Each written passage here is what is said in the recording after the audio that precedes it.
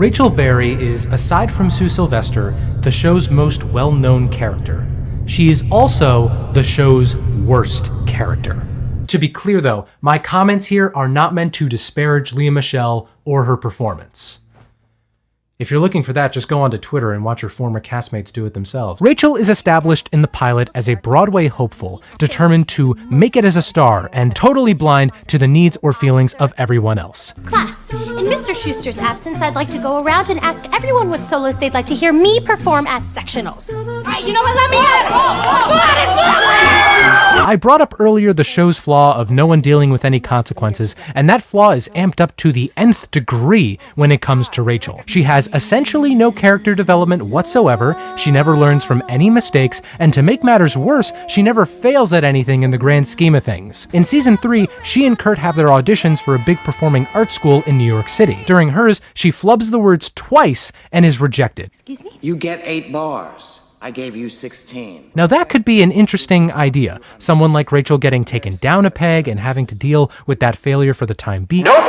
She harasses the school's director and eventually gets in, even though Kurt has a great audition and doesn't get in. The show is so overwhelmingly in Rachel's favor, and it only gets worse from here. As Kyle Turner wrote for the AV Club, it was Rachel, though, who was painted as the one who suffers the most, both ironically and unironically. And it is Rachel who is written as if success, no matter the risks, is her destiny, and everyone else who suffers or lives on the margins of her world or society at large are valuable insofar as the visibility of their trials and tribulations.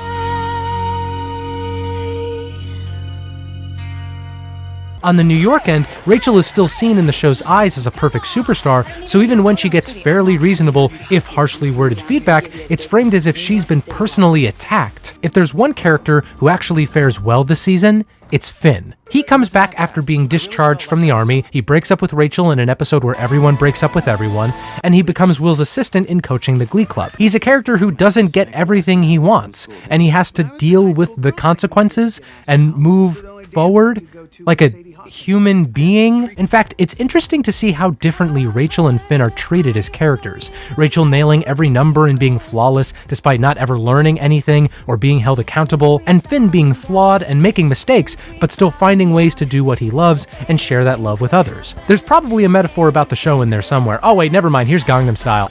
An actress named Lea Michelle gave a performance in the 2006 musical Spring Awakening that essentially started her ascension to fame. But she left the show in 2009 to join Glee. By the end of the show's run in 2015, Lea Michelle and Funny Girl were basically one and the same. The following October, Lea Michelle appeared on Watch What Happens Live and affirmed her willingness to do the project, with Murphy and herself having met with a fabulous potential director for the show. But around the same time, Ryan Murphy admitted that since they'd performed so many of the songs already on Glee, he felt like they'd basically done a revival in some way. But Lea Michelle's fight to star in a Broadway revival of Funny Girl persisted. 2 years after Glee's final episode in 2017, Michelle performed 9 songs from the show during a concert in Central Park, at which point she told Ryan Murphy the only way she'd want to go back to Broadway was if she was starring in a revival of Funny Girl. Considering how integral Fanny Brice was to Lea Michelle's character on Glee, the reactions from Twitter became less centered on Feldstein's casting and more so on Michelle getting passed over. Writer Meg Masterin detailed the backlash in an article for American Theater, stating that immediately a barrage of tweets rolled in arguing against the celebration of the representation Feldstein's casting provided, and striving to dismiss the enthusiasm many self-identifying fat women had shared. Many were thrilled about Feldstein's casting, not only because she appeared perfect for the role, but also because it represented a change of pace from what the traditional leading lady looked like, featuring a plus-sized woman in the lead role. Come November, director Michael Mayer got a round of drinks with a former Spring Awakening castmate, Lea Michelle. Michelle commented on Feldstein's Instagram announcement, "Yes, you are the greatest star. This is going to be epic! As January of 2022 rolled around, Feldstein spent the entirety of the month barricaded in her parents' home in the Berkshires, taking voice lessons over Zoom, doing workout videos, and even taking online clown classes. Feldstein already faced an uphill battle by having to compete with the powerful original performance of Barbra Streisand. The valid criticism of her performance morphed into numerous uncalled for attacks on her weight. Feldstein went on to write, "When everyone started telling me I looked smaller, I lost my beautiful mindset that took decades to find. All I'm saying is I don't want anyone to feel that a change in appearance is an open invitation to comment on someone's body." But once again, society was doing just that. The show was dragged through the mud from top to bottom. Only this time, instead of having the lead actress being a saving grace for critics, she was turned into a punching bag. Jessie Green, The New York Times. "You root for her to raise the roof, but she only bumps against it." Adrienne Horton, The Guardian. "This musical features some full tilt belting, and her singing just isn't up to par." Frank Rizzo, Variety.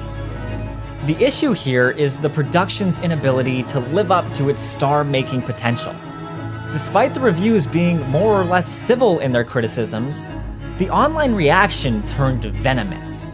As Masteron recounts, I saw people not merely agreeing with what negative reviews there were, people were tearing her to pieces. And one comment saying, like the character she played on Impeachment, she really blows in Funny Girl."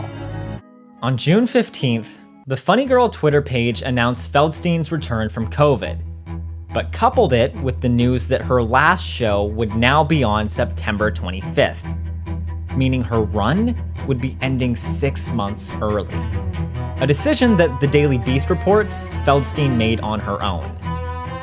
Now, Beanie Feldstein might not have attended the Tony Awards, but Lea Michelle did. Reports differ here as to when the talks between Michelle and producers actually began.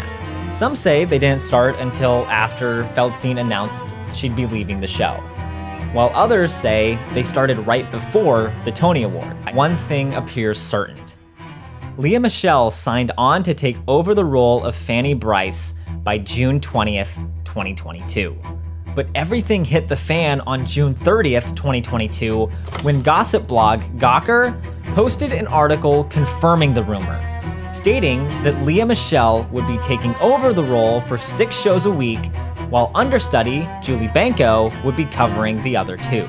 All of this in response to Feldstein's negative reviews. Following this, Feldstein took to her Instagram on July 10th, posting a screenshot from her Notes app announcing that she'd now be leaving the production even earlier. A few hours after Feldstein's Instagram post, the Funny Girl official Twitter account removed any content related to the actress from its social media accounts, and tweeted out that an exciting casting announcement would be coming the next day. And on July 11th, 2022, at 1 p.m. Eastern, it arrived. Fanny Brice herself would now be played by Lea Michelle. The announcement spurred up a huge divisive reaction. Given her history of toxic behavior, the casting of Lea Michelle appeared to many that abusive behavior was being treated as a non-issue in return for bigger box office numbers. And for what it's worth, that might be the case. According to SeatGeek, the most expensive ticket for Funny Girl as of mid-July is $269. For Lea Michelle's first performance, it's $2,350. It's ironic that a musical meant to highlight the fun world of show business inadvertently brought to the surface Broadway's ugly side.